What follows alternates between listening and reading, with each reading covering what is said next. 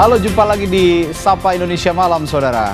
Kasus ijazah Joko Widodo, kubu Roy Suryo CS terima salinan dokumen ijazah Jokowi ini dari KPU Jakarta hari ini.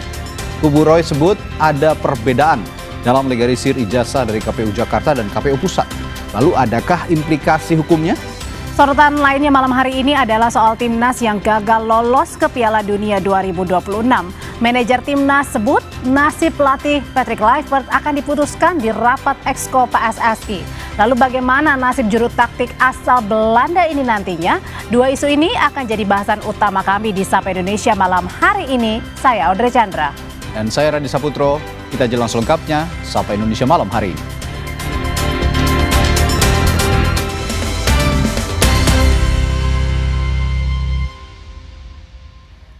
Kami mulai dari berita puluhan siswa sekolah menengah pertama negeri 1 Boyolangu, Kabupaten Tulungagung, Jawa Timur yang diduga keracunan usai menyantap menu program makan bergizi gratis atau MBG.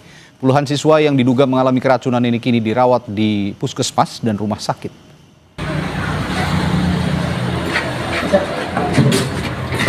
Puluhan siswa dirawat di puskesmas Boyolangu setelah mengalami gejala mual, pusing, dan sakit perut. Dilaporkan sebanyak 38 siswa mendapat perawatan di Puskesmas Boyolangu, sementara seorang siswa harus dirujuk ke Rumah Sakit Umum Daerah Dr. Karmeni Campur Darat karena kondisinya yang lemah. Paket menu makan bergizi gratis yang disantap siswa terdiri dari nasi kuning, lauk ayam kecap, buah salak, dan irisan tomat. Polisi bersama Dinas Kesehatan Tulungagung hingga kini masih melakukan penyelidikan termasuk mengambil sampel makanan di lokasi SPPG untuk memastikan penyebab keracunan massal itu.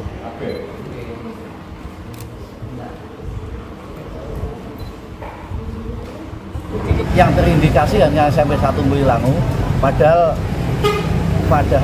SPPG ini meliputi SD Tanggung 1-2, juga TK di Maron, depannya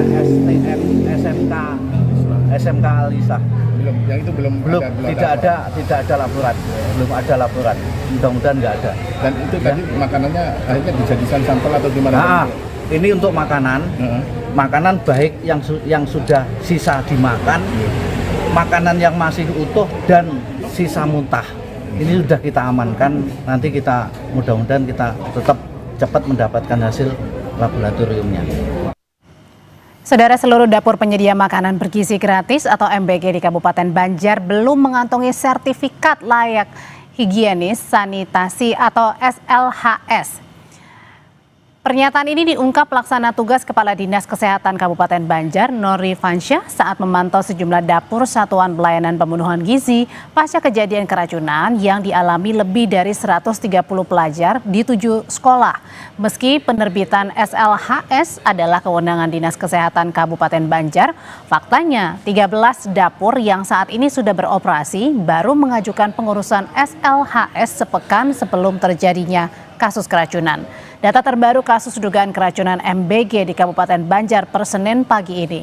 Saat ini yang dirawat di Rumah Sakit Umum Ratu Zaleha Martapura, tersisa 3 orang dari total 130 pelajar. 28 September waktu itu baru keluar bahwa Jogja salah satunya ada SLHS tadi ya. Nah, artinya SLHS pasti akan berproses. Mereka akan pasti melengkapi SLHS tersebut. Jadi kami sebagai mitra, sebagai pemerintah daerah juga tentu saja akan menyambut baik hal ini. Harapan kami dapur-dapur yang kami kunjungi dan yang belum kami kunjungi bisa menerapkan SOP yang diberikan oleh BGN. Jadi kami tidak mau juga hal ini terulang kembali seperti kejadian sebelumnya. Sebelumnya, pelajar di Banjar, Kalimantan Selatan dilarikan ke rumah sakit diduga akibat keracunan makan bergizi gratis. Polres Banjar menyebut tengah menyelidiki SPPG yang menyediakan MBG. Para pelajar dibawa ke Rumah Sakit Ratu Zaleha Martapura untuk dirawat. Setelah menerima perawatan, satu persatu siswa diperbolehkan pulang.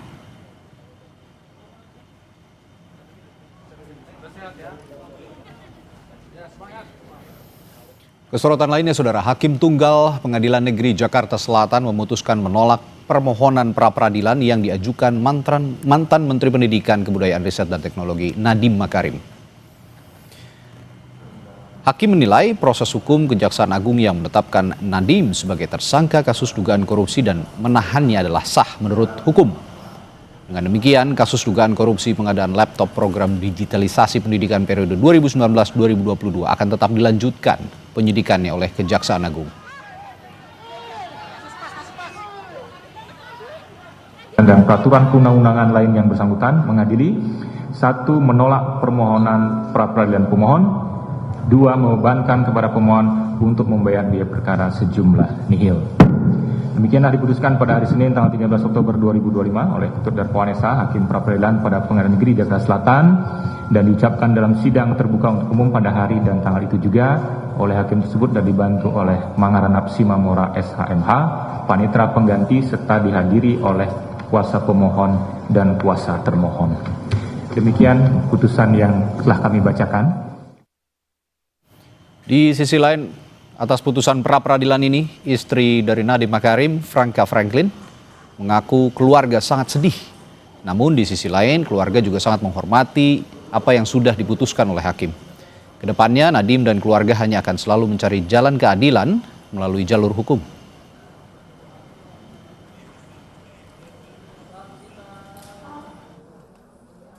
Tentunya kami sangat sedih dan kecewa dengan keputusan hari ini, namun kami sangat menghormati apa yang sudah diputuskan dalam pengadilan negeri. Tentunya saya, keluarga Mas Nadiem dan tim hukum hanya akan selalu melakukan dan mencari jalan melalui koridor hukum yang sudah diatur oleh undang-undang. Terima kasih sekali lagi untuk seluruh doa dari teman-teman semuanya, dari keluarga, kerabat kami, sehingga Mas Nadiem juga sampai di hari ini masih bisa berdiri bersama-sama biarpun terpisah jauh dari kami. Terima kasih sekali lagi, mohon doanya. Sorotan hukum berikutnya, analis kebijakan publik Bonatua Silalahi menerima salinan ijazah Presiden ke-7 Republik Indonesia Joko Widodo yang telah dilegalisir melalui KPU DKI Jakarta.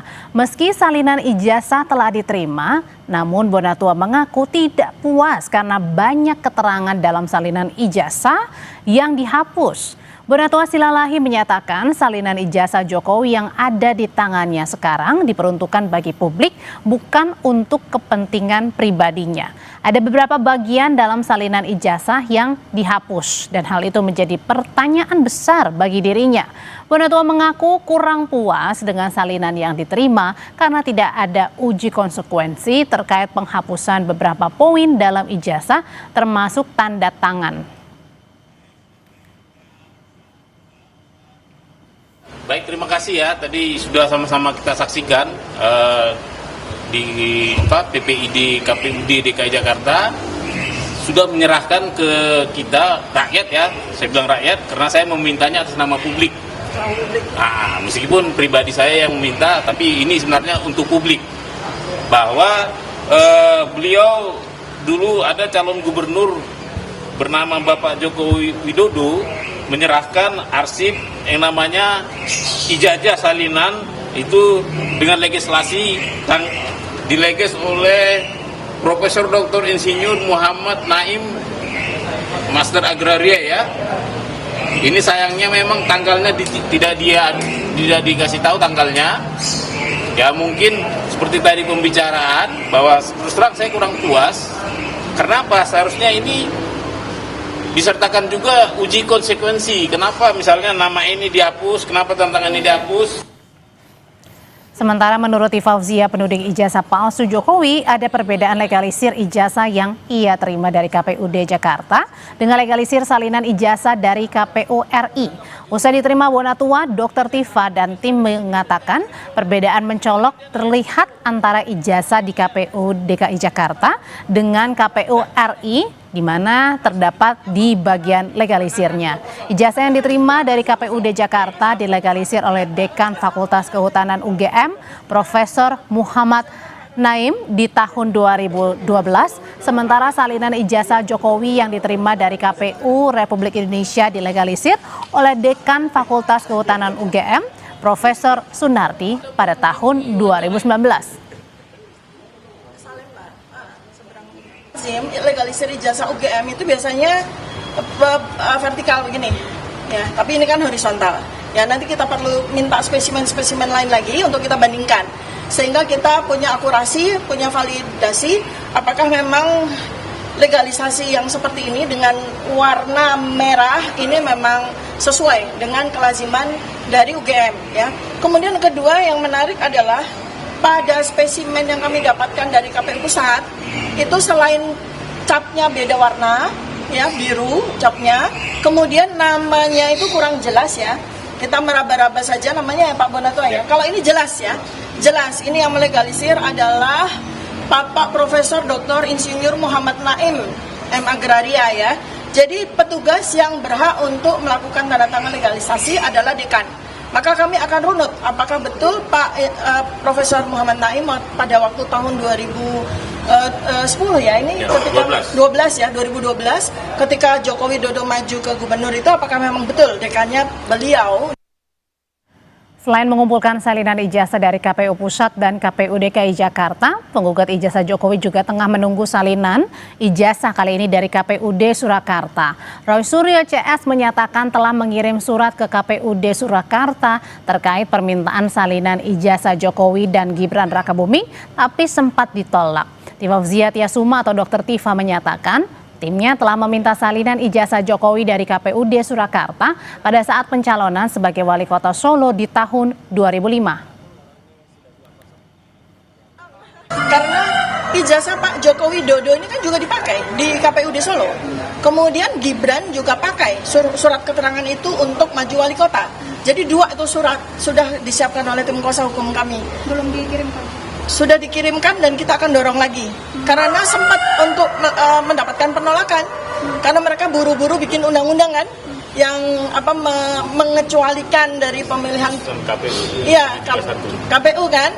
Nah, jadi ini setelah undang-undang itu dicabut, maka tidak ada alasan lagi bagi mereka untuk menolak permintaan kami untuk minta spesimen yang sama, baik untuk Joko Widodo maupun untuk anaknya Gibran Rakabuming. Dan merespons upaya yang dilakukan Roy Suryo CS untuk mendapatkan salinan ijazah Jokowi yang sudah dilegalisasi, Wakil Ketua Umum Relawan Jokowi Mania Andi Aswan menyebut bagian dari penggiringan opini publik ijazah Presiden ke-7 RI Joko Widodo palsu. Andi menjelaskan salinan fotokopi yang didapat kubu Roy bukan bukti baru dan sudah diuji oleh Puslapfor Polri. Pada dasarnya ini adalah sesuatu yang bukan bukti baru dan sudah dicek oleh Puslapfor Polri. Mereka ini ingin menggiringkan opini-opini kepada publik bahwasanya ijazah Pak Jokowi itu adalah palsu dengan menampilkan ijazah fotokopi salinan yang sudah dilegalisir. Dan ini sebetulnya menandakan bahwa salinan legalisir ini yang dikeluarkan oleh institusi yaitu Universitas Gadjah Mada sudah menunjukkan bahwa ijazah beliau itu asli dan ijazah beliau itu ada di tangan beliau.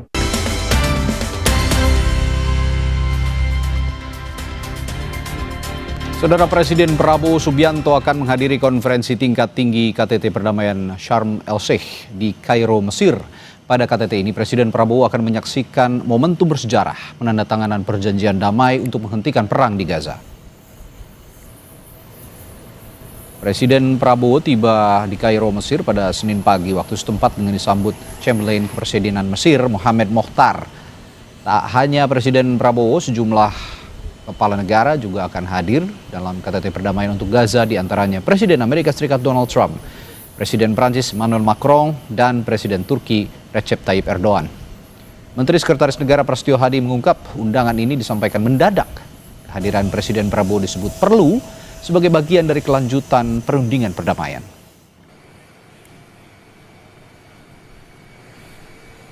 Undangan tersebut betul-betul memohon kesediaan kehadiran dari Bapak Presiden Prabowo karena itu bagian dari kelanjutan perundingan yang semoga insya Allah itu bisa membawa perdamaian di Palestina dan terutama di Gaza gitu. Presiden Palestina Mahmud Abbas akan hadir dalam KTT Perdamaian Gaza di kota pesisir Laut Merah Sharm el-Sheikh, Kairo, Mesir pada Senin ini. Presiden Mesir Abdel Fattah al-Sisi akan memimpin forum ini bersama Presiden Amerika Serikat Donald Trump. Namun kantor Perdana Menteri Israel mengatakan perwakilannya tak akan hadir dalam KTT perdamaian Gaza ini.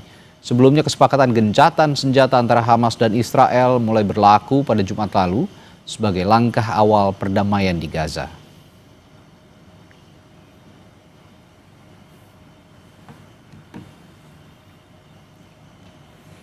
Ratusan warga Palestina yang ditahan Israel akan dibebaskan sebagai bagian dari kesepakatan gencatan senjata antara Hamas dan Israel. Sejak Senin pagi, warga Palestina menanti kedatangan mereka kembali ke Gaza. Ratusan orang menunggu kedatangan warga Palestina tahanan Israel di luar rumah sakit Nasser di Gaza. Sejumlah kendaraan layanan darurat disiapkan menyambut para tahanan. Hamas mengatakan Israel akan membebaskan 1.900 warga Palestina ditukar dengan 20 sandera dari warga Israel.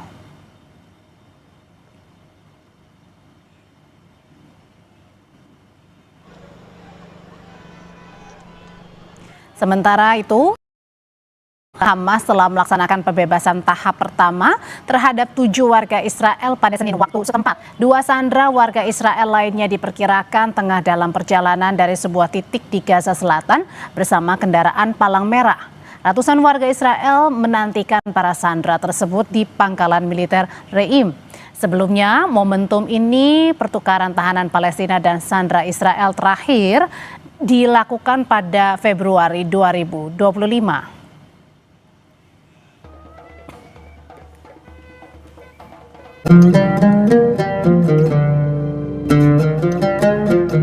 Allahu Akbar, Allahu Akbar, Allahu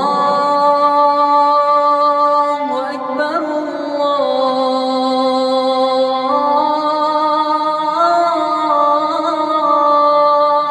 Allahu Akbar. Asyhadu an la ilaha illallah.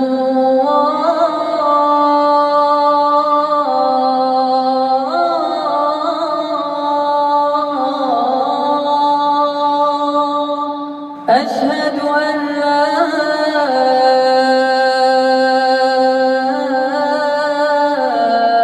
إله إلا الله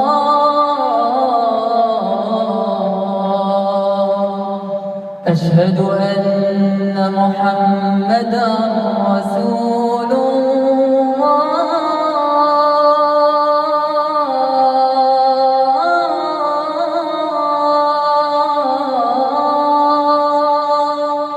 أشهد أن محمدا رسول الله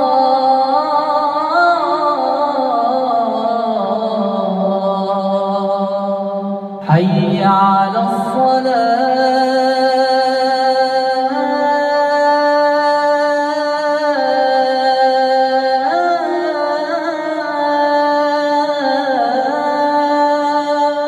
حي على الصلاة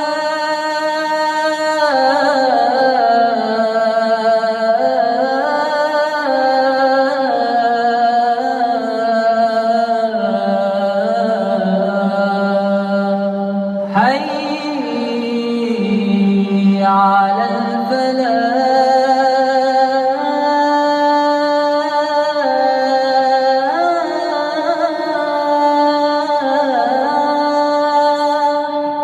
حي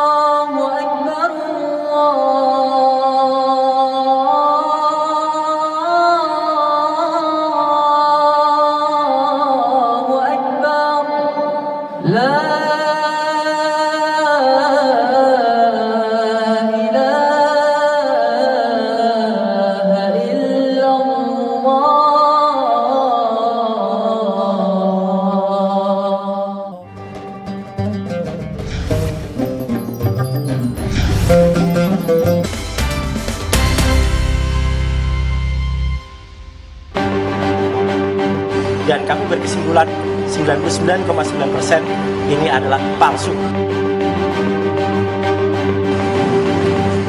Pengamat kebijakan publik Bonatua Silalahi menerima salinan ijazah Presiden ke-7 RI Joko Widodo yang telah dilegalisir melalui KPUD DKI Jakarta. Meskipun salinan ijazah telah diterima, namun Bonatua mengaku tidak puas karena banyak keterangan dalam salinan ijazah yang dihapus. Ya, tadi sudah sama-sama kita saksikan di PPID KPUD DKI Jakarta sudah menyerahkan ke kita rakyat, ya, saya bilang rakyat karena saya memintanya atas nama publik. Meskipun pribadi saya yang meminta, tapi ini sebenarnya untuk publik, bahwa beliau dulu ada calon gubernur bernama Bapak Joko Widodo menyerahkan arsip yang namanya ijazah salinan itu dengan legislasi dileges oleh Profesor Dr. Insinyur Muhammad Naim, Master Agraria, ya. Ini sayangnya memang tanggalnya tidak dikasih tahu tanggalnya. Ya mungkin seperti tadi pembicaraan bahwa terus terang saya kurang puas. Kenapa? Seharusnya ini disertakan juga uji konsekuensi. Kenapa misalnya nama ini dihapus, kenapa tantangan ini dihapus? Menurut Tifauzia, penuding ijazah palsu Jokowi, terdapat perbedaan legalisir ijazah yang ia terima dari KPUD Jakarta dengan legalisir salinan ijazah dari KPU RI. Usai diterima Bonatua, Dr. Tifa dan tim bilang perbedaan mencolok yang terlihat antara ijazah di KPUD Jakarta dengan KPU RI terdapat di bagian legalisir. Legalisir ijazah UGM itu biasanya vertikal begini. Ya, tapi ini kan horizontal. Ya, nanti kita perlu minta spesimen-spesimen lain lagi untuk kita bandingkan. Sehingga kita punya akurasi, punya validasi apakah memang legalisasi yang seperti ini dengan warna merah ini memang sesuai dengan kelaziman dari UGM, ya. Kemudian kedua yang menarik adalah pada spesimen yang kami dapatkan dari KPU Pusat itu selain capnya beda warna, ya, biru capnya, kemudian namanya itu kurang jelas, ya. Kita meraba-raba saja namanya ya Pak Bonatua, ya. Kalau ini jelas, ya, jelas. Roy Suryo menyatakan bukti salinan ijazah Jokowi baik dari KPU Pusat maupun KPUD DKI Jakarta akan menjadi barang bukti baru yang akan diserahkan ke pihak polisian. Dirinya pun tengah menunggu satu salinan ijazah dari KPU Surakarta untuk dijadikan pembanding dan barang bukti baru. Jadi ini akan menjadi bukti sangat kuat bagi kami untuk meneruskan perjuangan kami, karena apa yang ada di berkas ini adalah sama atau identik dengan yang sudah kami teliti dan kami berkesimpulan 99,9% ini adalah palsu. Ya gitu. Jadi artinya apa? Dari sisi dimensi, meskipun ini adalah fotokopi, tetapi fotokopi itu tidak merubah yang namanya jarak, struktur dan sebagainya. Dan di sini sangat kelihatan bagaimana huruf Z itu ada agak ke atas dan di mana huruf A-nya itu keluar dari logo, mencotot keluar. Artinya apa? Ini berbeda dengan 3 ijazah pembanding lainnya. Ya, kita tunggu nanti dari KPU, kami masih menunggu untuk untuk berkas yang tahun 2014 ya, dan juga dari Solo. Nah, Solo ini menarik karena itu agak jauh tahunnya, karena Solo itu baru tahun 2010. Ya gitu. 2005 dan 2010. Jadi tim kami serempak semuanya bergerak. Babak demi babak kasus dugaan ijazah palsu silih berganti. Namun kepastian tersangka dan pembuktian tak kunjung berhenti. Apakah dengan adanya salinan ijazah Jokowi yang bisa dilihat oleh publik akan kembali membuka tabir kebenaran atas ijazah Presiden ke-7 RI Joko Widodo? Tim Liputan, Kompas TV. Kali ini Roy Suryo CS kembali mengantongi salinan ijazah Presiden ke-7 RI Joko Widodo. Jika yang sebelumnya didapat dari KPU RI, kini Roy Suryo CS mendapatkannya dari KPU DKI Jakarta. Lalu yang jadi pertanyaan, apakah salinan ini makin menguatkan tudingan Roy Suryo CS dan bagaimana juga sikap dari pihak Jokowi terkait usaha para penudingnya terus-menerus mencari bukti. Kita akan membahasnya malam hari ini bersama dengan para narasumber. Ada Roy Suryo, penuding ijazah palsu Jokowi. Mas Roy, malam. Selamat malam, Mbak Audrey. Dan ada juga Rifai Kusumanegara, kuasa hukum Jokowi. Bang Rifai, malam. Malam, Mbak Audrey. Oke, ini kita duduk bertiga lagi di sini di Sapa Indonesia Malam. Kali ini ada yang berbeda, dejavu. Kali ini ada yang berbeda. Mas Roy mendapatkan salinan baru yang didapatkan dari KPU DKI Jakarta. Katanya ada kejanggalan perbedaan dengan KPU pusat. Yang mana jangan, yang mana bedanya? Jadi kalau kita lihat ya antar ijazah itu pasti ada perbedaan, yaitu pada legalisasinya. Ya, gitu. Ya. Ini yang KPU pusat. Ya, jadi artinya tadi keselip nggak gebah. Jadi kalau ada dua, saya bisa tunjuk yang tadi KPU DKI itu legalisasinya ada di atas ini. Bentar, ini yang pusat dari pusat, atau pusat? Pusat penandatangannya adalah DK-nya namanya Dr. Budiadi. Nah, kalau yang DKI itu tadi yang sudah disebut sama Pak Dr. Punatua, penandatangannya Profesor Niam. Ya gitu. Jadi beda namanya. Beda namanya. Nggak apa-apa, itu justru akan semakin membuat kita menelisik apakah benar para penandatangan ini adalah yang existing pada tahunnya. Gitu. Dan yang menarik adalah karena dulu sempat ada tuduhan dari salah seorang rekan kami bahwa itu sempat ijazah itu dibuat di UPP, Universitas Pasar Pramuka, dan itu tahunnya adalah 2010 atau 2012, maka nanti yang Solo itu yang sangat-sangat berpengaruh. Apakah yang Solo itu sama dengan ini atau beda? Nah, jadi krusialnya tapi yang menarik gini, Mbak. Apapun itu, 3 ijazah atau 2 ijazah yang sementara kami dapatkan ya, itu adalah masing-masing sebenarnya adalah memiliki persamaan, semuanya adalah ijazah yang tidak identik dengan ijazah pembanding dari 3 temannya. Itu yang krusial, karena berarti apa? Berarti ijazahnya insya Allah 99,9% palsu. Oke, jadi kita bahas dulu yang tadi perbedaan antara nama dekan yang menandatangani antara versi yang KPU Jakarta dengan pusat. Betul, karena KPU Jakarta itu kan untuk dia Pilgub tahun 2012. Sementara yang pusat itu untuk Pilpres tahun 2014 dan 2019. Dan tidak apa-apa berarti artinya kalau perbedaan nggak apa-apa, kalau itu nggak apa-apa. Kalau itu masih oke. Cuman adalah kami juga mempertanyakan kenapa antara 2 KPU pusat dan KPU DKI itu melakukan penutupan terhadap beberapa informasi yang menurut kami ada 11 loh. Yang mana? Ini tanda tangan Pak Yakob itu ditutup.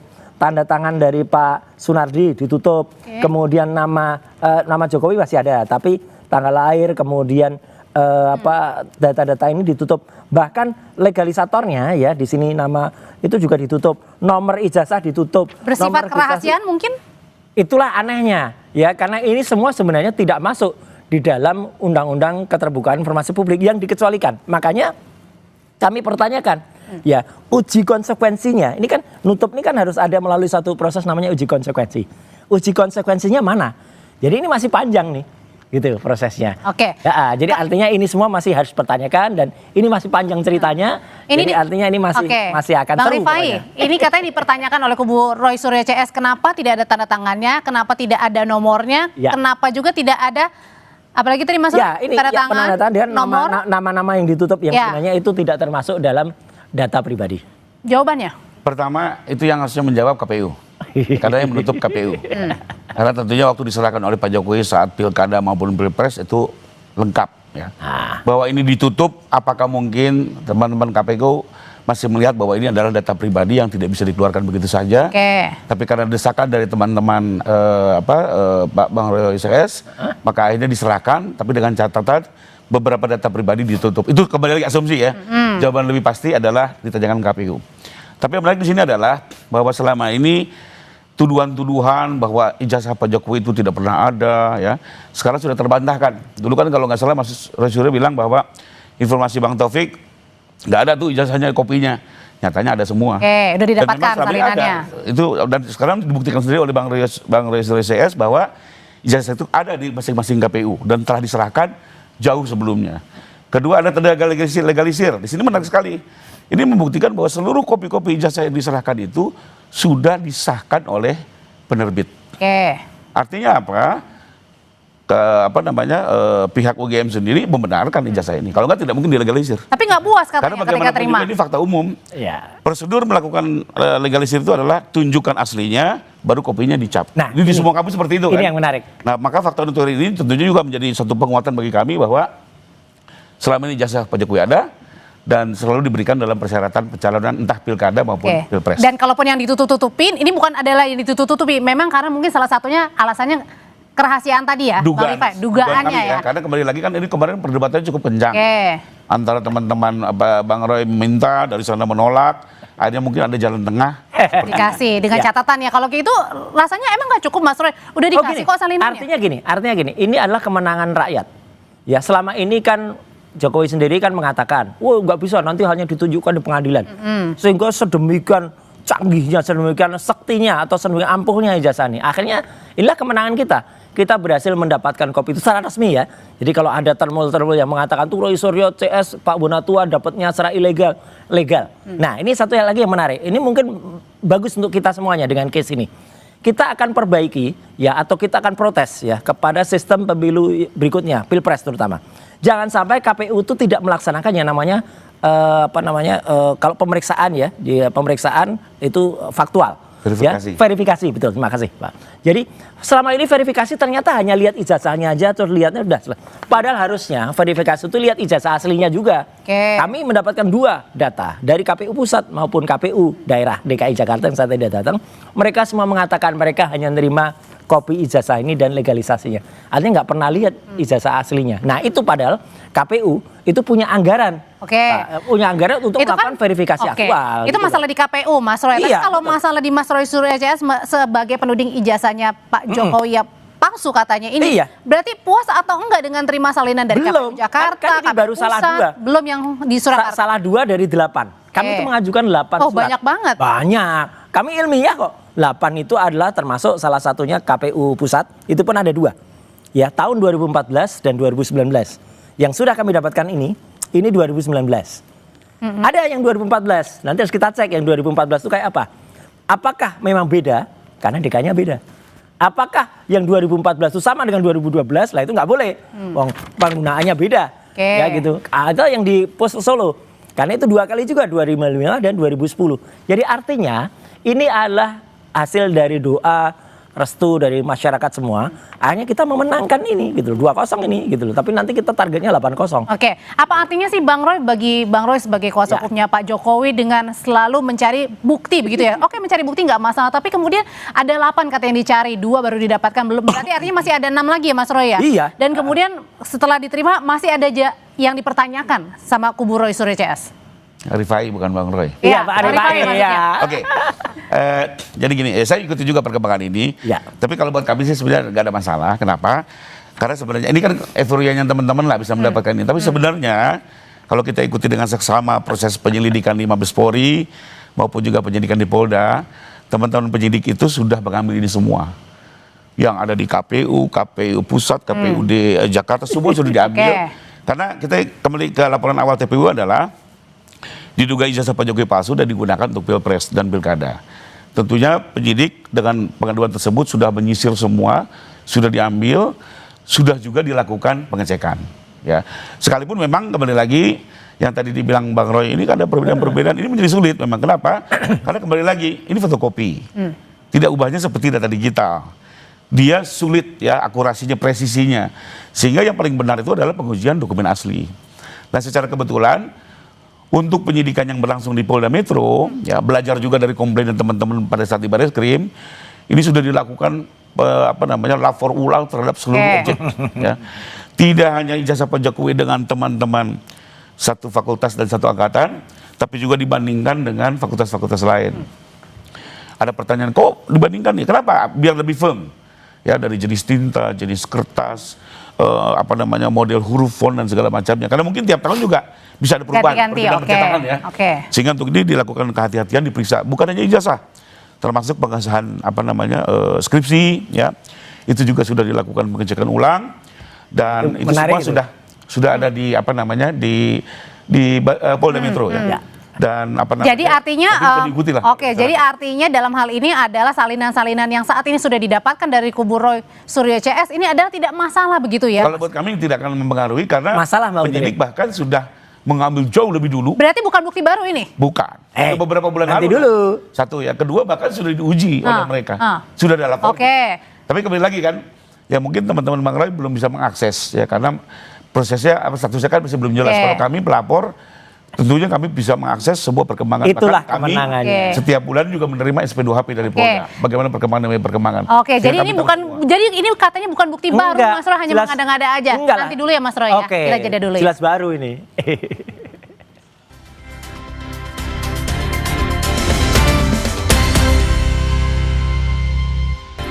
Jadi Mas Roy yang tadi dibilang Bang Rifai adalah ini nggak ada bukti yang baru kok, sama-sama aja, udah diuji semua di lapor. Justru inilah membuktikan fotokopi ijazah yang ada di KPU Pusat, yang di KPU DKI, itu adalah tidak identik dengan ijazah pembanding. Ada 11-15 miliknya Frono Jiwo, 11-16 miliknya almarhum Hari Mulyono, 11-17 milik Sri Murti Ningsih, yang itu sama-sama sebenarnya mereka itu identik ya, 3 ijazah itu. Logonya dengan Z-nya, logonya dengan A-nya. Dan ini A-nya itu A-nya keluar. Padahal satu ijazah yang dari satu penerbitan, satu kelulusan, harusnya sama persis bahasa kitanya, plek-ketiplek lah harusnya. 100%. Ini beda sendiri. Nah, ketika yang ada di KPU pun beda, berarti ini sama dengan yang kami teliti, yaitu artinya yang ada ditulis di kami di buku Jokowi's White Paper, maka ini 99,9% palsu. Tapi buktinya ini semuanya udah diuji di lapor. Mana bukti ujinya nggak pernah ada. Kan udah kemarin ada hasilnya kan? Nggak ada. Yang selalu ditampilkan Bareskrim itu, Bareskrim kan malah hanya fotokopi yang jelek banget, yang ada terlipatnya, ada tetesan kopinya. Kalau Bareskrim itu ngeluarin yang asli, misalnya kayak yang versi kayak Dian Sandi, berwarna bagus, mungkin itu sedikit meredam. Karena enggak, ya udah jangan salahkan masyarakat dong kalau kami terus mengejar bagaimana bentuk dari asli ijazah. Jadi sekarang habis ini apa? Ke KPU Solo, Surakarta? Iya, dan ada yang menarik, mungkin nggak apa-apa deh tak beritahu Pak Rifai. Tadi kami juga barusan sidang, selesai sidang di KIP ya, Komisi Informasi Pusat. Karena ANRI, Arsip Nasional Republik Indonesia, menolak memberikan ijazah dengan alasan? Ya, dengan alasan mereka tidak menguasai. Nah, kita lihat tadi hakim konstitusi ya majelisnya mengatakan bisa kena itu pasal karena ada aturannya di dalam Undang-Undang Karsipan nomor 43 tahun 2009 di pasal 42 dan 43 kalau tidak memberikan itu dan itu kewajiban bisa kena 10 tahun. Wah, resah tadi. Nah, Bang Rifai, ini kan Pak Jokowi sudah selalu sabar dan terus bersabar begitu ya menghadapi tudingan-tudingan ijazah palsunya Pak Jokowi. Apa respon sekarang Pak Jokowi dengan kemana-mana nih kubu Mas Roy CS ini, ke KPU Pusat, Jakarta, nanti ke Solo? Oke. Ke Medan kemarin. Kemarin ini mainnya apa lagi nih? Ke Makam juga lah. Makam juga, iya. Tuh ada lagi terus. Mengajukan gugatan juga ke MK. Iya. Apa respon? Pak Jokowi masih sabar? Kalau Pak Jokowi intinya, ini sudah diperiksa oleh beliau. Bahkan beliau kan sempat waktu itu di TV menyatakan bahwa nanti ijazah, KTP, segala macam. Intinya kalau beliau tetap akan melayani secara baik-baik. Bagus. Hanya itu saja. Karena buat beliau melayani bukan apa, karena ini kan kebenaran, ya kebenaran harus dibuktikan. Ya beliau juga akan membuktikan pada saatnya di proses yang benar. Oke, dan sampai dengan sekarang masih dituding-tuding aja, semakin juga menguatkan pernyataan dari Pak Jokowi bahwa memang ada orang yang kemudian terus-menerus membiarkan hal ini terjadi. Maksudnya membiarkan? Iya, maksudnya adalah ada orang di balik Mas Roy Suryo yang mendukung, kemudian di balik saya nggak ada siapa-siapa. Mendukung bahwa tudingan-tudingan ini terus ada sampai sekarang di bulan Oktober nih. Pernah diskusi dengan kami tim, ya pada intinya sih beliau melihat bahwa ini proses ini cukup panjang, ya, tentunya meletihkan, perlu ada energi, ya siapa itu yang mendorong energi segala macam itu kan kita tidak bisa tahu ya. Tapi intinya tidak mungkin hanya selugu yang kita lihat. Tentunya ini ada sebuah gerakan, tapi kembali lagi kalau beliau tidak pusing dengan itu, bagus. Beliau hanya ingin tetap membuktikan kebenaran kalau memang diuji kebenaran. Oke. Di kasus di Polda kan masih terus berjalan ya untuk tuduhan penuding ya ijazahnya Pak Jokowi berlanjut. Nah ini dari pihak Mas Roy Suryo ini juga gimana nih, artinya mau bersaing untuk mengumpulkan juga kalau misalnya nanti ada gelar perkara, ada penetapan tersangka. Jadi yang dilakukan kubu Mas Roy adalah selalu mencari bukti-bukti yang kemudian nanti bisa. Ya karena selama ini proses yang dulu sudah terjadi di Bareskrim.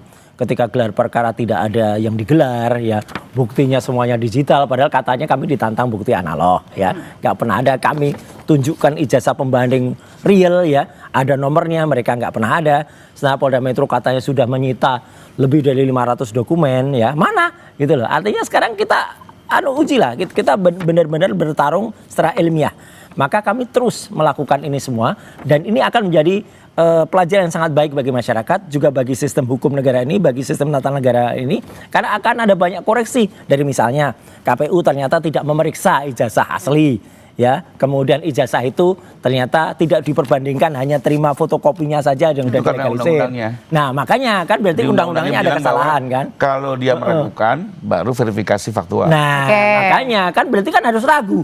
Harusnya KPU yang cerdas sedikit lah gitu lihat kayak gini. Terus kayak tadi Andri tidak merasa penting untuk menyimpan, padahal yang punya kewenangan untuk menyimpan sebuah dokumen negara, yang punya mesin atau almari yang itu kemudian anti rayap dan lain-lain, itu adalah Andri, bukan KPU. Jadi kalau KPU nanti tiba-tiba beralasan, oh kami nggak punya hak untuk menyimpan, nah Andri bisa kayak gitulah.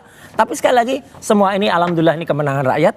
Ya, dan ini akan membuktikan ijazah ini 99,9% palsu. Jadi setelah dari KPU DKI Jakarta mau ke KPU mana lagi? Oh, ada Solo. Kemudian KPU pusat masih kita kejar. Kan itu sudah kemarin. Kan baru satu yang keluar, baru yang 2019. Yang 2014 belum. Oh, pencalonan sebelumnya yang pertama ya. Itu nanti kalau ternyata ada perbedaan yang krusial, nanti akan kita, dan semua itu nanti ada risalahnya semua. Ya, kami akan buat penelitiannya semua. Ketika itu ternyata tiba-tiba ada hal-hal yang memang harus menjadi pertanyaan. Termasuk tadi yang diterangkan oleh Dr. Tifa tadi, legalisasi ijazah itu biasanya tidak horizontal begini, biasanya adalah vertikal. Kenapa ini bisa horizontal? Ya, kita akan bandingkan juga dengan legalisasi ijazah yang lain. Ya, kenapa ada perbedaan pada legalisasi ijazah ini? Gitu. Sebenarnya apa sih yang ditangkap Bang Rifai selalu mencari tadi ke KPU pusat sudah, terus kemudian nanti cari lagi kejujuran dan kenegarawanan. Kalau saya Mbak, pertama ya saya menghargai ini bagian dari upaya untuk pembelaan diri lah. Tapi kalau buat saya akhirnya apa tidak konsisten juga dengan buku yang katanya sudah terbit. Kalau sudah yakin, nggak perlu lagi cari-cari maksudnya. Tuh, memang bukunya kan? udah final. Artinya apa? Beliau sendiri masih mencari kebenarannya. Enggak lah. Itulah yang kita sayangkan sebenarnya. Kenapa kalau dulu itu jangan disimpulkan dulu.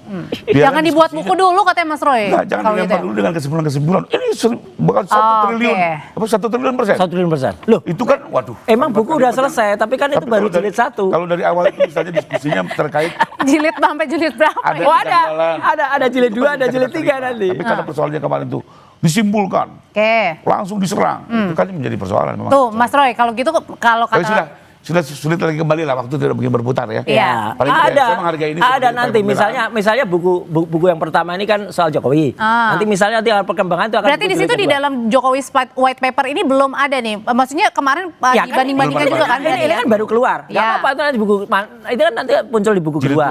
Nanti buku ketiga misalnya soal anaknya nih. Nah, ini riwayat pendidikan nih. Ini Mas Gibran. Ini Gibran. Nah, sampai pada kesimpulan nanti Gibran tuh harus sido mundur ora gitu ya.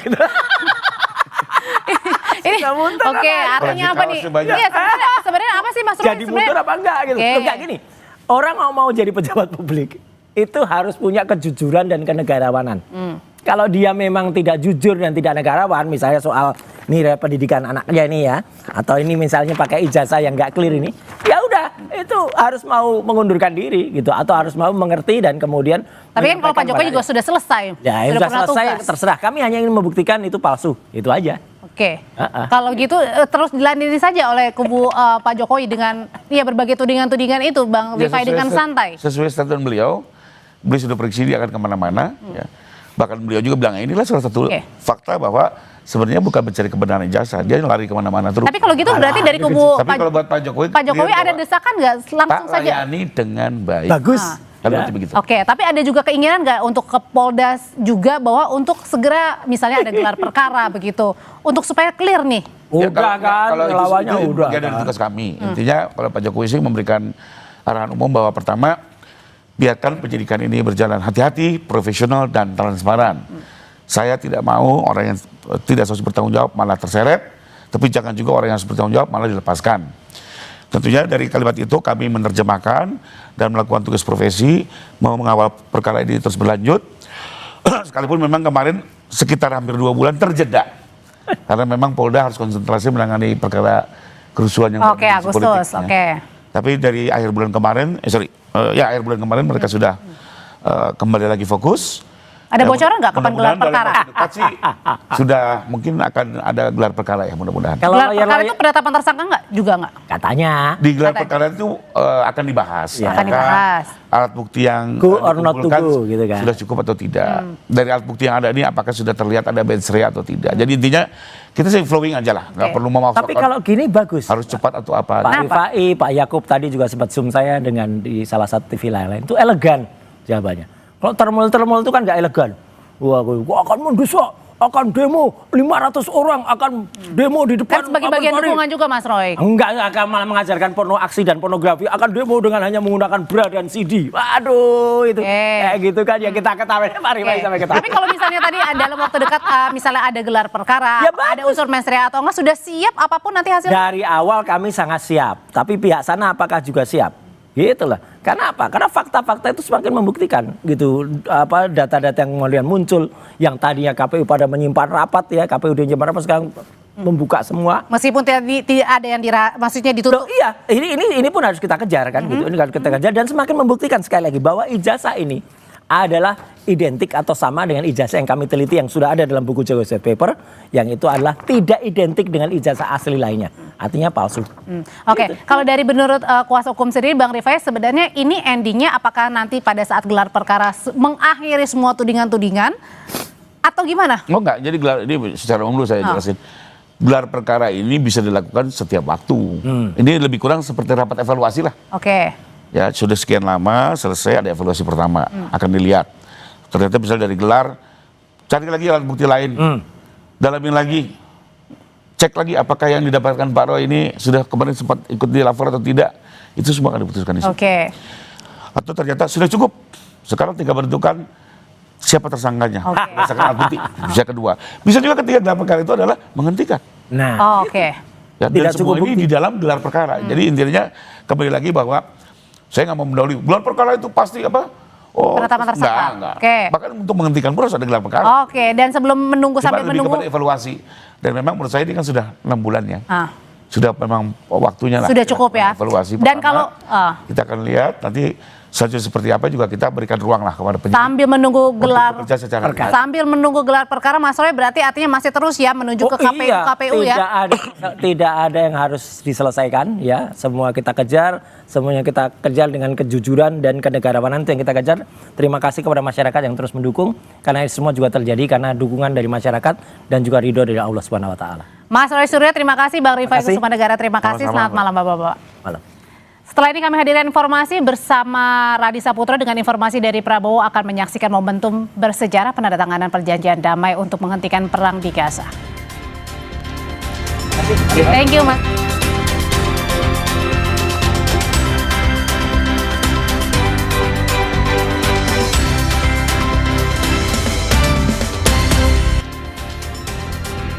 Saudara, Indonesia akan turut ambil bagian dalam konferensi tingkat tinggi KTT Perdamaian Gaza di Kairo, Mesir melalui kehadiran Presiden Prabowo Subianto. KTT ini akan menjadi momentum bersejarah penandatanganan perjanjian damai untuk menghentikan perang di Gaza. Presiden Prabowo Subianto dan sejumlah kepala negara lainnya, Raja Yordania Abdullah II, Emir Qatar Sheikh bin Hamad Al Thani, hingga Perdana Menteri Arab Saudi Muhammad bin Salman Al Saud akan hadir di forum ini. Presiden Mesir Abdel Fattah Al-Sisi akan memimpin forum ini bersama Presiden Amerika Serikat Donald Trump. Lebih dari 20 pemimpin negara akan hadir dalam pertemuan ini untuk membahas penghentian perang dan perdamaian di Gaza.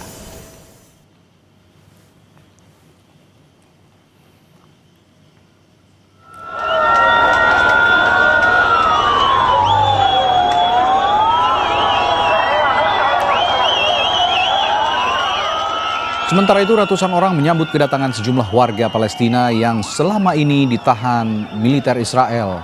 Mereka berkumpul untuk menyaksikan pembebasan tersebut di wilayah Beitunia, Palestina. Dalam kesempatan gencatan senjata, Hamas menyatakan akan membebaskan 20 sandera warga Israel untuk ditukar dengan sekitar 1.900 warga Palestina.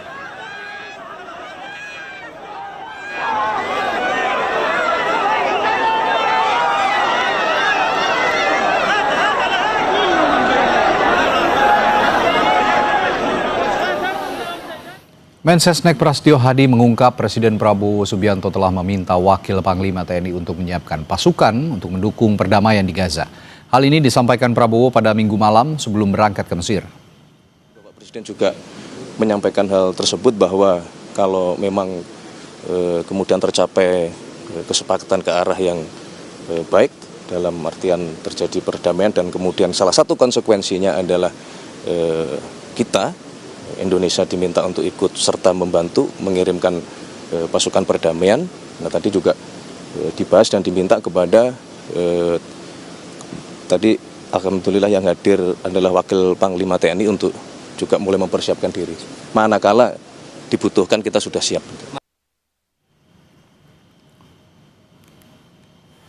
Pada sidang umum Perserikatan Bangsa-Bangsa PBB September lalu, Presiden Prabowo menyatakan Indonesia siap menerjunkan puluhan ribu pasukan untuk menjaga perdamaian di wilayah konflik termasuk di Gaza. Prabowo menambahkan Indonesia pun siap mendukung secara finansial untuk mewujudkan perdamaian.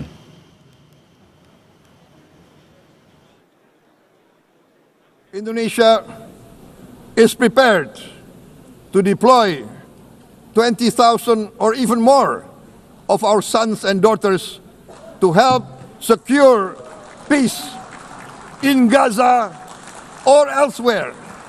We are also willing to contribute financially to support the great mission to achieve peace by the United Nations. Presiden Prabowo sudah tiba di Mesir untuk menghadiri momen bersejarah dalam upaya menghadirkan damai di bumi Palestina. Bagaimana peran Indonesia dalam KTT Perdamaian Gaza di Mesir dan akankah forum ini menjamin tidak ada lagi gempuran Israel ke Palestina? Kita bahas lebih dalam bersama pakar hubungan internasional Universitas Paramadina Ahmad Khairul Umam. Selamat malam Mas Umam. Selamat malam Mas Freddy. Baik, Mas Umam, Mensesnek kemarin bilang undangan untuk Presiden Prabowo menghadiri KTT ini diterima mendadak katanya. Dan membaca situasi ini, menurut Anda bagaimana kehadiran Indonesia ini bisa punya dampak yang signifikan di forum ini sih kira-kira Mas Umam? Ya, tentu ini adalah sebuah apresiasi yang patut dihargai karena bagaimanapun juga keberadaan Indonesia di forum KTT Mesir tersebut menjadi sebuah bagian dari ruang ekspresi dari kelompok Muslim yang selama ini dianggap periferal dalam konteks ini jauh dari luar kekuatan Arab misalnya, tetapi kemudian tetap dianggap sebagai entitas yang patut untuk diperhitungkan. Maka hadirnya Indonesia dalam KTT perdamaian Gaza di Mesir ini akan diharapkan betul-betul memberikan impact yang signifikan. Tetapi fokus utamanya adalah bagaimana kemudian meletakkan KTT ini bukan hanya sekedar komunike, tetapi memang betul-betul bisa menjadi sebuah keputusan yang mengikat sehingga kemudian bisa dijalankan di lapangan. Dan kemudian apa yang diharapkan dari keberadaan perdamaian yang memang kemudian sifatnya permanen itu bisa dilakukan. Dan dalam konteks ini Mas Reddy, tentu fokus yang kemudian betul-betul bisa dijadikan sebagai konteks concern utama dari pemerintah Indonesia adalah gencatan senjata. Dan konteks ini menjadi penting karena bagaimanapun juga dalam proses transisi ini tentu kita membutuhkan trust dari semua pihak. Baik dari itu sisi Israel sendiri maupun dari sisi Hamas di Gaza. Maka ruang gencatan senjata ini betul-betul diharapkan bisa dijalankan dengan optimal, bisa dijalankan sesuai dengan proporsi yang memang kemudian betul-betul kita bisa memaknainya sebagai sebuah langkah yang memang signifikan untuk menuju perdamaian, tapi juga di saat yang sama ini bisa membuka bagi langkah-langkah lebih lanjut yang jauh lebih strategis, yaitu humanitarian access quarantine, kemudian pertukaran tahanan yang saat ini juga sudah mulai dilakukan, dan juga yang terpenting adalah kerangka rekonstruksi Gaza. Nah, oleh karena itu KTT ini diharapkan bisa menghadirkan post-war governance yang memang betul-betul menjadi langkah yang paling fundamental untuk follow up ke depan, Mas Reddy. Oke. Lalu yang ingin saya tanyakan juga soal kontribusi atau peran Indonesia kira-kira yang perlu dilakukan untuk mendorong dan menjamin tidak ada serangan lagi ke Gaza, karena ini kan sebenarnya besok atau hari forum yang akan diselenggarakan di Mesir ini kan sangat-sangat bersejarah, termasuk sejarah juga untuk Indonesia karena presiden kita Pak Prabowo Subianto dilibatkan di dalamnya. Tapi kira-kira itu tadi pertanyaan saya. Kontribusi Indonesia yang perlu dilakukan untuk mendorong dan menjamin tidak ada lagi serangan ke Gaza itu bagaimana, Mas Umam? Ya, memang ini tidak mudah ya, karena dalam situasi transisi basis trust itu seringkali kemudian diuji, dan dalam konteks itu biasanya eskalasi di tingkat lapangan itu seringkali kemudian bisa menciptakan strategic miscalculation dalam skala yang lebih luas. Nah, oleh karena itu yang bisa dilakukan tentu di fase ini adalah kemampuan untuk membentuk contact person, contact group, baik itu yang berisi dari Indonesia, Mesir, Qatar, Saudi Arabia, Turki tentunya yang kemarin juga menjadi bagian dari yang terdepan dalam melakukan komunikasi dengan Hamas, untuk kemudian bisa membangun trust itu bukan hanya dari sisi Amerika yang kemudian bisa dianggap sebagai titik kunci dari Israel, tetapi juga membangunkan trust bagi teman-teman yang ada di Palestina, dalam konteks ini adalah Hamas. Memang ini tidak mudah karena memang kedua belah pihak tentu sudah dihadapkan pada sebuah situasi yang basisnya adalah kecurigaan. Nah, oleh karena itu basis-basis kecurigaan itu yang kemudian harus diantisipasi. Karena bagaimanapun juga ketika bicara demilitarisasi Gaza, maka di satu sisi kalau misal kita bicara trust, itu bisa diharapkan menciptakan perdamaian, tetapi di saat yang sama kalau misalnya itu disalahgunakan, tentu itu bisa menjadi alat yang sangat efektif untuk mendegradasi kredibilitas dan juga kapabilitas dari kekuatan Palestina yang direpresentasikan oleh Hamas di Gaza. Mas Umam, kalau bicara trust, ini ada gimmick yang ditunjukkan oleh Israel, di mana pada forum ini Israel tidak akan hadir, tidak mau hadir lah ya, boleh dikatakan, sudah dinyatakan oleh pemerintah Israel. Nah, kalau bicara trust, gestur seperti itu apakah juga masih diragukan kalau bicara trust ya? Sekali lagi, masih diragukan apakah benar-benar Israel bisa mengikuti komitmen yang akan diputuskan dalam forum ini? Ya, itu menjadi bagian dari sebuah ujian terhadap komitmen serius. Jadi memang butuh dari political will of the top political leader. Di dalam konteks ini tentu Israel harus menunjukkan komitmennya secara konkret. Memang ini di saat yang sama bisa menjadi ujian kredibilitas bagi kepemimpinan Presiden Amerika Serikat Donald Trump, yang dianggap sebagai pihak yang dalam tanda kutip bisa menjamin bagaimana pergerakan, bagaimana kemudian arah dari kekuatan Israel. Tetapi ketidakhadiran Netanyahu misalnya, tentu ini menjadi sebuah ujian yang tidak bisa kemudian dianggap sebelah mata. Tetapi ya bagaimanapun juga kita tidak memiliki pilihan banyak. Bahwa ini sebuah proses yang harus dijalankan. Dan tentu Amerika Serikat mempertaruhkan kredibilitasnya di sana. Kalau misal kemudian terjadi hal-hal yang di luar kalkulasi, di luar prediksi, tentu di dalam konteks ini Amerika Serikat dan kita harapkan teman-teman dari dunia barat, termasuk juga dari Macron, dari Prancis kabarnya juga diharapkan akan datang misalnya, betul-betul kemudian bisa menjadikan ini sebagai sebuah momentum untuk konsolidasi kekuatan kemanusiaan. Sehingga kemudian kalau lagi-lagi bicara tentang trust, itu basisnya memang didasarkan pada konteks kemanusiaan, dan itu kemudian bisa menjadi ruang yang jauh lebih produktif bagi konstruksi perdamaian ke depan. Dan harapannya tentu saja keberangkatan Presiden Prabowo Subianto ini bisa ikut memberikan ikatan ya pada forum, sehingga Israel ada jaminan tidak akan menggempur lagi Gaza. Dengan usulan-usulan Presiden Prabowo dan juga kedekatan dalam tanda kutip dengan Presiden Donald Trump, ini sudah dijalin cukup baik hubungannya antara Pak Prabowo dengan Presiden Donald Trump. Ini juga bisa jadi titik poin plus untuk bisa mengikat, sekali lagi mengikat Israel tidak akan menggempur Gaza dalam forum ini diputuskan. Satu poin tambahan Mas Reddy, kalau misal kemudian demikian, yang bisa dilakukan adalah membawa hasil dari KTT perdamaian di Mesir ini untuk kemudian nanti ke depan naik menjadi poin yang dibahas dan juga memang mendapatkan kredibilitas dukungan dari Dewan Keamanan PBB. Maka dalam konteks ini kalau misal kita merujuk pada piagam 35, pasal 35 piagam PBB, maka perlu kemudian nanti sebagai tuan rumah Mesir, kemudian bersama dengan co-sponsor yaitu dari Amerika Serikat dan juga negara-negara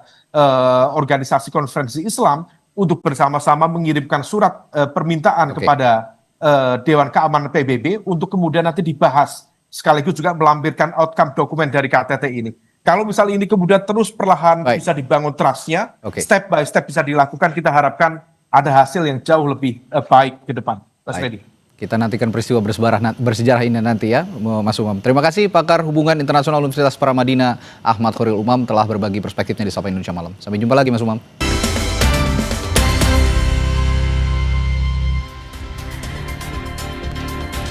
Saudara Menteri Keuangan Purbaya Yudi Sadewa melakukan inspeksi langsung ke Pelabuhan Tanjung Priok, Jakarta pada Senin siang. Sidak dilakukan Menkyu Purbaya memastikan tidak ada barang impor ilegal yang masuk tanpa pemantauan pihak Bea Cukai. Pengecekan yang dilakukan Menkyu Purbaya untuk menghindari adanya barang terlarang yang masuk dengan cara ilegal. Barang ilegal yang dimaksud adalah barang terlarang atau benda berbahaya yang masuk melalui oknum tertentu. Dalam sidak, Menkyu masuk ke tempat pemeriksaan fisik terpadu Geraha Segara dan sempat berbincang dengan petugas yang tengah mengecek barang. Purbaya memastikan semua kontainer berisikan barang impor harus punya dokumen dan surat yang lengkap. Dan lain sebagainya. Tapi kan jadi bilang rata-rata 3 hari setengah kalau nggak salah dengan tadi ya. Cuman kalau gini kan lebih lama lagi diperiksa. Yang tadi saya lihat dia mau cek semuanya tuh. Setiap kali dicek kebanyakan kan. Nanti saya cek kalau model begini bisa nggak 20% atau 30% aja di tes. Kalau udah semuanya kan lama dan biayanya besar juga. Beranjak ke berita selanjutnya, saudara, selain motif ekonomi dalam kasus karyawati minimarket yang dibunuh bosnya, polisi masih dalami motif lain terkait kekerasan seksual yang dilakukan oleh tersangka kepada korban.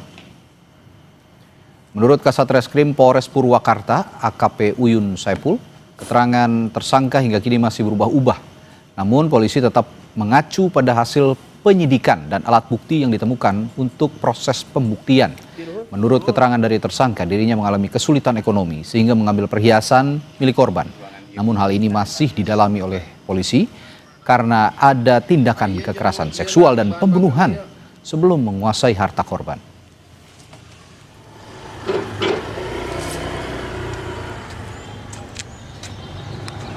Untuk motif, kami masih melakukan pendalaman ya dalam proses penyidikan ini. Beberapa hari kita lakukan pemeriksaan karena keterangan yang bersangkutan masih berbeda-beda ya. Namun kami tetap mengacu kepada pembuktian dan juga alat bukti yang kami dapatkan untuk betul-betul maksimal mengetahui motif daripada terduga pelaku atau tersangka dalam melakukan perbuatannya. Berita lain, satu anggota TNI Yodif 410 Alugoro Praka Amin Nurrohman gugur ditembak kelompok kriminal bersenjata di Kampung Moyeba, Distrik Moskona Utara, Kabupaten Bintuni. Penyerangan terjadi pada Sabtu siang saat anggota TNI melaksanakan anjang sana ke Kampung Moyeba, Papua Barat. Jenazah Praka Amin Nurrohman kini diterbangkan ke kampung halamannya di Kebumen, Jawa Tengah. Kasdam 18 Kasuari Brigjen Dian Hardiana bilang pihaknya masih menyelidiki para pelaku penyerangan dan memastikan para pelaku akan ditindak sesuai hukum yang berlaku.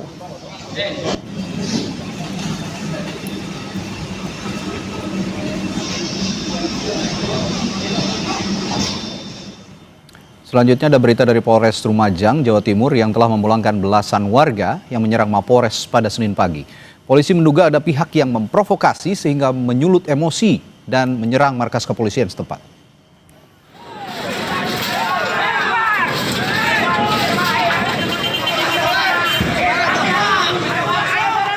Puluhan warga menyerang markas kepolisian Resor Lumajang pada Minggu malam. Diduga penyerangan ini dilakukan terkait kematian tersangka kasus pencurian hewan ternak. Warga menduga tersangka kasus pencurian hewan ternak tewas akibat dianiaya oleh polisi. Polisi menangkap sekitar 18 orang yang diduga melakukan penyerangan dan perusakan Mapolres Lumajang. Polisi juga telah membebaskan warga yang ditangkap, yang sebagian berasal dari Desa Ranuwurung, Kecamatan Randuagung, yang diamankan saat ini. Polisi juga masih melakukan otopsi jasad tersangka di Rumah Sakit Dr. Haryoto Lumajang.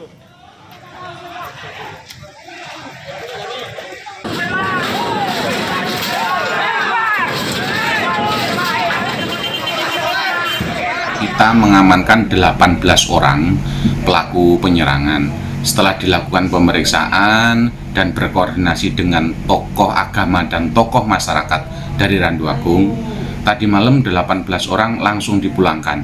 Kita serahkan kepada kepala desa.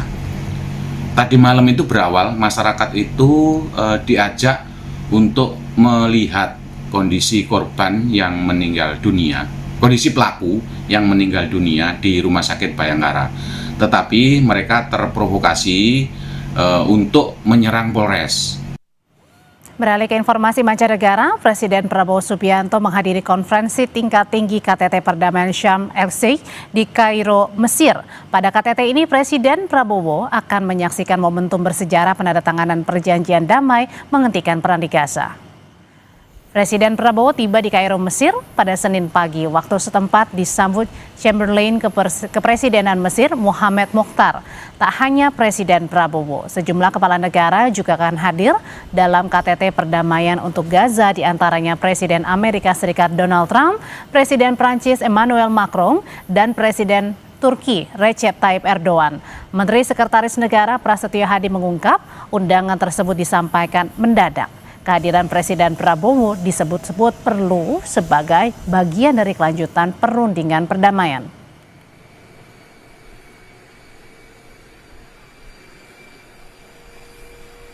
Undangan tersebut betul-betul memohon kesediaan kehadiran dari Bapak Presiden Prabowo karena itu bagian dari kelanjutan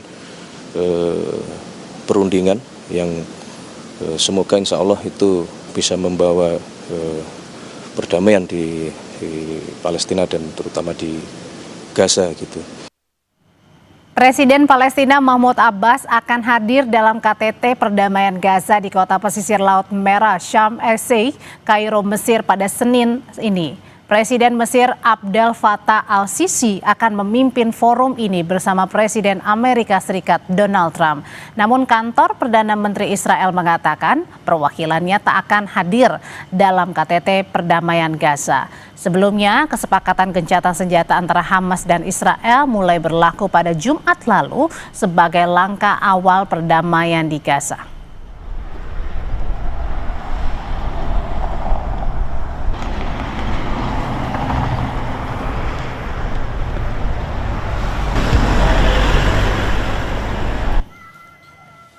Ratusan warga Palestina yang ditahan Israel akan dibebaskan sebagai bagian dari kesepakatan gencatan senjata antara Hamas dan Israel. Sejak Senin pagi, warga Palestina menanti kedatangan mereka kembali ke Gaza. Ratusan orang menunggu kedatangan warga Palestina tahanan Israel di luar rumah sakit Nasser di Gaza. Jumlah kendaraan layanan darurat disiapkan menyambut para tahanan itu. Hamas mengatakan Israel akan bebaskan 1.900 warga Palestina ditukar dengan 20 sandera dari warga Israel.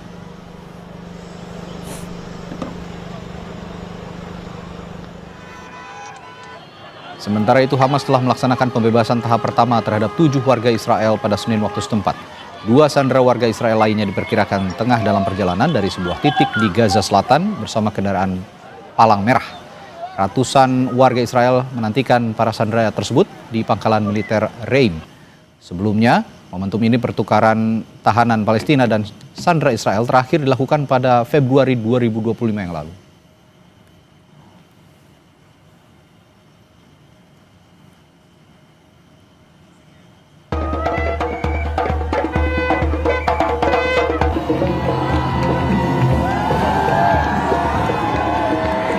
Informasi ini sekaligus mengakhiri perjumpaan kita di Sapa Indonesia Malam. Kami terus mengingatkan Anda jangan lupa mencukupi kebutuhan air mineral setiap harinya dan rasakan kesejukannya.